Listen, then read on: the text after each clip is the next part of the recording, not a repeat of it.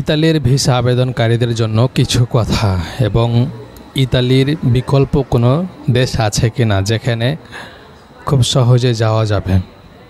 অনেকে জানতে চেয়েছেন যে আমরা বাংলাদেশ থেকে ইতালি ভিসার জন্য আবেদন করেছিলাম কিন্তু কাজ হচ্ছে না। সেক্ষেত্রে ইউরোপের এমন কোনো দেশ আছে যেগুলোতে খুব তাড়াতাড়ি যাওয়া যায় এবং সেখান থেকে ভিসা পাওয়া যায়।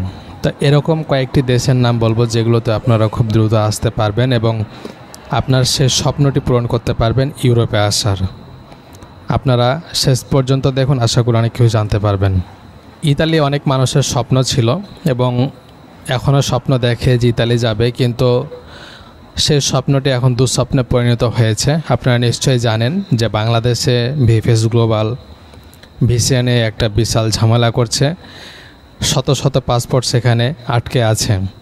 তো সেই পাসপোর্ট তারা এখনও রিটার্ন ব্যাক পাচ্ছে না, বছরের পর বছর ঘোরাচ্ছে।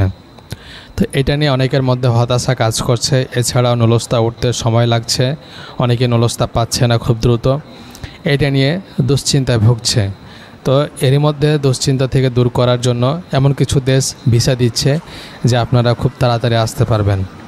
সেগুলোর মধ্যে এক নম্বরে হচ্ছে রোমানিয়া।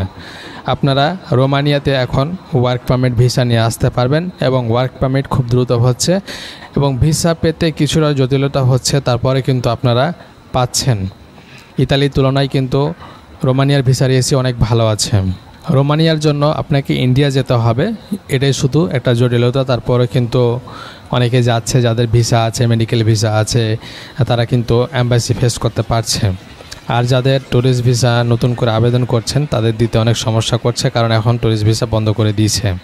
তো এখন আপনারা চেষ্টা করলে রোমানিয়া আসতে পারেন। এছাড়াও দেশের বাইরে যারা আছেন প্রবাসী বাংলাদেশি ভাইরা, সেখান থেকে আপনারা রোমানিয়ার জন্য আবেদন করতে পারেন এবং সেখান থেকে আপনারা ভিসা পাবেন। এমন না যে আপনারা মালয়েশিয়াতে আছেন কিংবা সিঙ্গাপুরে আছেন কিংবা দুবাই আছেন, সেখান থেকে আপনাকে বাংলাদেশ আসতে হবে এমনটা না।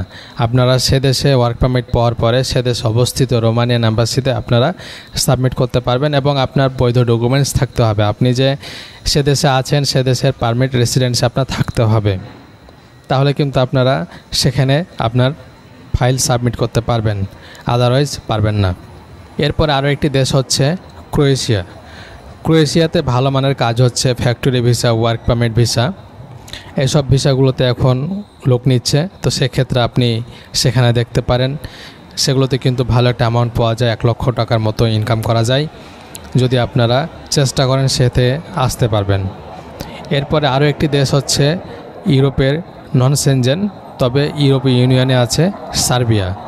সার্বিয়াতে খুব সহজে ভিসা পাওয়া যাচ্ছে। আপনারা বাংলাদেশ থেকে সার্বিয়ার কাজের ভিসা প্রসেসিং করতে পারবেন এবং সার্বিয়াতে খুব দ্রুতই ভিসা হচ্ছে এবং সার্বিয়ার ভিসা পলিসি হচ্ছে বাংলাদেশ থেকে আপনি করতে পারবেন। এটার জন্য আপনাকে ইন্ডিয়া যেতে হবে না। ই ভিসা আপনার প্রসেসিং হচ্ছে।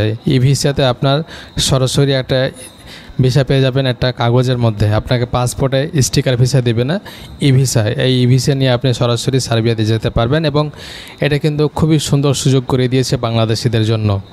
তো আপনারা চাইলে ইতালির বিকল্প হিসাবে এসব দেশগুলোতে আসতে পারেন। পরবর্তীতে আপনারা চাইলে ইতালিতে আসতে পারবেন কিংবা সেন্ট্রাল ইউরোপের যে কোনো দেশে আপনি যেতে পারবেন।